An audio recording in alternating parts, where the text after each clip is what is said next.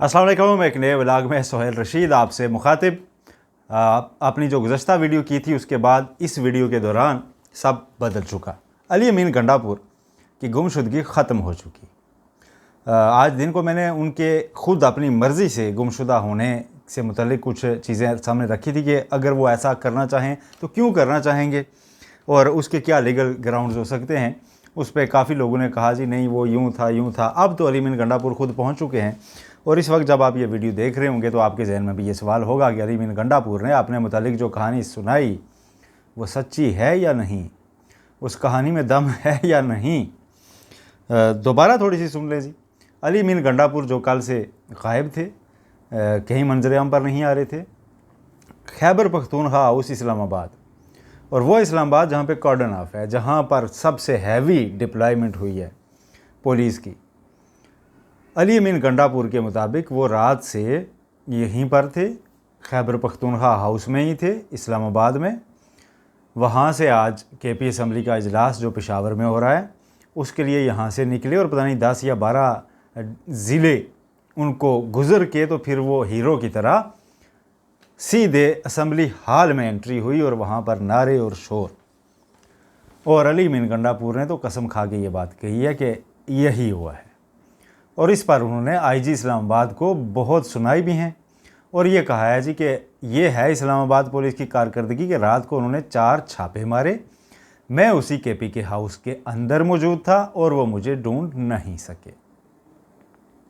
सबसे पहले तो आते हैं जी कि क्या ये मुमकिन है या ये मुमकिन नहीं है। किसी हद तक मुमकिन है, बहुत कम हद तक मुमकिन है। बड़ी एक अलफ लैलवी सी दास्तान है, फिल्मी सी कहानी है कि पुलिस इतनी ज़्यादा रेंजर्स के साथ। अली अमीन गंडापुर ख़ुद कह रहे हैं कि बाहर उन्होंने ब्लॉक कर दिया था कंटेनर्स लगा कर, और वो रेड कर रहे हैं, वो दरवाज़े तोड़ रहे हैं, वो एक एक कमरे की तलाशी ले रहे हैं, और अली अमीन गंडापुर उस अंदर से नहीं मिले। होता है, अभी जिस रूम में मैं बैठा हूँ इधर भी ऊपर काफ़ी करके तो कबर्ड्स वगैरह ऐसी हैं बड़ी बड़ी जिनमें बंदा घुस जाए तो घुस सकता है। लेकिन क्या वज़ीर आला ने ऐसा किया होगा, और क्या उन जगहों को अनचेक छोड़ा गया होगा अगर इतना कंप्रीहेंसिवली 4 रेड्स करके तो चेक किया गया। तो फिर अली अमीन गंडापुर साहब वहाँ नहीं पाए गए। चलें ठीक है, रात को 4 छापे उन्होंने अवॉइड कर लिए। हो सकता है जी इतना बड़ा हाउस है, बाहर से पुलिस आई हो, अंदर पता चल जाता है जी आ गई है, तो आप किसी एक खुफिया मकाम पर छुप जाते हैं, उसमें किसी अलमारी में किसी जगह पर, तो ना पता चला हो। लेकिन आज सुबह जनाब वहीं से निकले, वज़ीर आला हैं यार, कोई आम बंदा तो नहीं है, हुलिया भी चेंज नहीं किया, अपनी पूरी जुल्फ़ों समेत आप पेशावर पहुँचे और वहाँ से निकले और कहते हैं जी कि 1-2 बंदों के साथ मैं केपी के हाउस से निकला और सीधा पेशावर असम्बली पहुँच आया हूँ। अब जिन लोगों ने पेशावर सफ़र किया है इस्लामाबाद से वो तो बेहतर जानते हैं, जिन्होंने नहीं किया तो गूगल से निकाल के फासला चेक कर लीजिए। रास्ते में टोल प्लाजे कितने पड़ते हैं, कितनी जगहों पे सिक्योरिटी चेक होती है, पेशावर की हदूद में दाखिल होने से पहले कितनी ऐसी जगह हैं जो सेफ सिटीज़ के कैमरा हैं, मुसलसल उनकी मॉनिटरिंग से आप गुज़र कर जाते हैं। लेकिन हमारे पास और क्या ऑप्शन है। अली अमीन गंडापुर के साथ उनके लिए लोग आवाज़ें उठा रहे थे कि जी उनको छोड़े, जिसके पास है। वो अगर ख़ुद कह रहे हैं कि मैं किसी के पास नहीं था और अपनी मर्ज़ी से एक हीरो की तरह छुपा हुआ था और यहाँ पहुँच गया हूँ, तो मानिए जी, ज़रूर मानिए, वज़ीर आला हैं, उनको इतना तो यार रिस्पेक्ट करें कि उनकी कहानी को बिलीव तो कम अज़ कम करें कि ऐसा ही हुआ होगा। लेकिन कहने की बात यह है कि अब अली अमीन गंडापुर रिलीज़ हो चुके हैं। गन गरज तो काफ़ी थी। दोबारा खिताब में उन्होंने बड़ी बातें की कि 9 मई के ऊपर भी जनाब में कहानी बनाई गई है, और देखें जी अंदलीब अब्बास को नहीं गिरफ़्तार किया गया, खदीजा शाह को किया गया, ये सारी उन्होंने की। फिर अपोजिशन वालों को बड़ा डांटा कि आप यहाँ बैठे हैं, केपी के हाउस हमारा है, हमारी मलकियत है, तो आपकी गैरत नहीं जाग रही। अगर आपकी गैरत नहीं है तो आपकी सीट का फ़ायदा नहीं है, वैसे भी आप फॉर्म 47 वाले हो।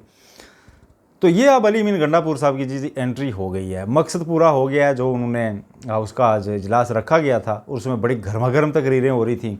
अब कल तलब किया जा रहा था उनके स्टाफ को, प्रिंसिपल सेक्रेटरी वगैरह को कि जी रिपोर्ट पेश करें, लेकिन उससे पहले अली अमीन गंडापुर खुद आ गए हैं। चैप्टर क्लोज़ हो गया है, वरना कल अब हाई कोर्ट्स में भी ये दरखास्तें टेकअप होनी थी, एक पूरा सीन तो क्रिएट होना था, उससे पहले इसका ड्रॉप सीन हो गया है। अब नेक्स्ट कॉल की तरफ देखा जाएगा, दोबारा अडयाला देखा जाएगा, क्या कॉल आती है, क्या होता है। ये तो गंडापुर चैप्टर था। अब आपको एक कहानी सुनाता हूँ फिर कल की। मैं चूँकि 2-3 दिन से दोनों साइड का बड़ा क्रिटिकल जायज़ा ले रहा था, पीटीआई की तरफ से क्या खामियां हैं, गवर्नमेंट कहाँ पे ज़िद कर रही है, क्या दरमियानी रास्ता होना चाहिए। तो एक कॉल आई, कोई ऐसी वैसी कॉल नहीं, एक बंदे ने कॉल की और उसने कहा जी कि कारकुन था कोई पीटीआई का। उसने कहा जी मैं आपके वीडियोस देखता हूँ। मैंने कहा जी शुक्रिया। उन्होंने कहा जी लेकिन मुझे आपसे एक शिकवा और कुछ सवालात हैं। मैंने कहा जी प्लीज़ बताइए, शिकवा भी। उन्होंने कहा जी आप जो है ना सारे लोग, आप हमें वन वे कंडेम करना शुरू हो जाते हैं और आप हमारा जो रिस्पांस होता है ना उसको क्रिटिसाइज़ करते हैं। जो हमारे अगेंस्ट एक्शन हुआ होता है उसको आप भूल जाते हैं कि हमारा जो रद्द अमल है, हमारा जो प्रोटेस्ट है, हमारे जो मार्च होते हैं, हम क्यों नहीं कर रहे हैं। और आप कहते हैं जी कि ये पॉलिटिकल फ्रंट इन्होंने खाली छोड़ा हुआ है, ये इन्होंने लीगल फ्रंट खाली छोड़ा हुआ है। तो उन्होंने कहा जी मैं आपसे कुछ सवाल करना चाहता हूँ। मैंने कहा जी पूछिए। उन्होंने कहा जी आप अदालती साफ़ी हैं। मैंने कहा जी बिल्कुल, मैं अदालतें भी देखता हूँ। उन्होंने कहा इलेक्शन से एन पहले हमारी जमात का इंतखाबी निशान बल्ला छीन लिया गया था, ये दुरुस्त है। मैंने कहा जी दुरुस्त है। उन्होंने कहा उसके बाद इलेक्शन में हमें पार्टी तस्लीम नहीं किया गया, ये दुरुस्त है। मैंने कहा जी दुरुस्त है। उन्होंने कहा जी इलेक्शन में हमारे हमायती याफ्ता लोग ज़्यादा तादाद में जीते, ये दुरुस्त है। मैंने कहा जी बिल्कुल, मैं फील्ड में था, मैंने देखा लोगों ने आके खीरा टमाटर इंतखाबी निशान ढूंढ के अजीब से इंतखाबी निशानों को ढूंढ के वोट डाला और आप लोग जीते हो। उन्होंने कहा जी कई सीटें हमारी छीन गई। मैंने कहा चलें इस पर डिबेट हो सकती है, लेकिन उसके बावजूद आपकी सीटें ज़्यादा हैं, ये बात तय है। उन्होंने कहा जी अच्छा यहाँ तक तय है, तो उसके बाद क्या हुआ। मैंने कहा जी क्या हुआ। कहते हैं आपके तो इल्म में होगा, हमने धांधली की तहकीकात के लिए दरख्वास्त दी थी। मैंने कहा जी बिल्कुल दी थी।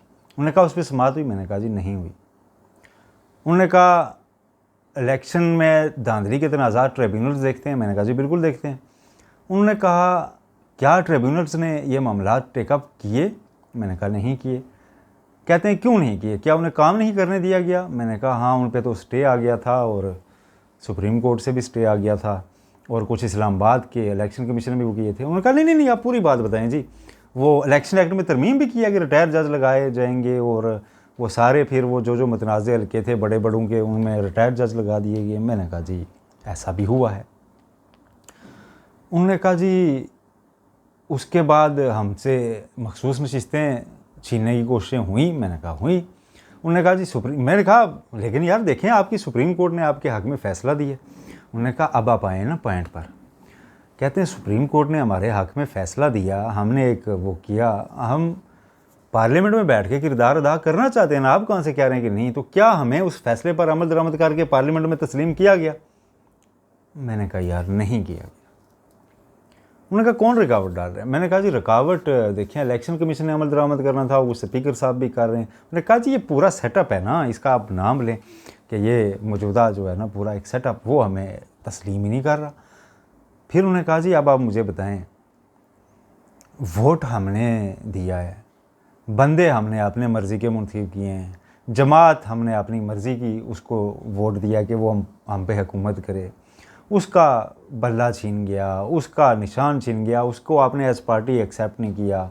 हम अदालती जंग लड़ चुके हैं, हमने धांधली की तहकीकात की दरख्वास्त दे रखी है, हम हर फोरम से हो चुके हैं। अब मखसूस नशिस्तों के बाद भी हमें तस्लीम नहीं किया जा रहा, जब हम अक्सरियती जमात बन चुके हैं, हमें वो हक़ नहीं दिया जा रहा। तो अब आप तनकीद करने भी ऊपर से आ गए हैं जी कि हम निकल के एहतजाज भी ना करें।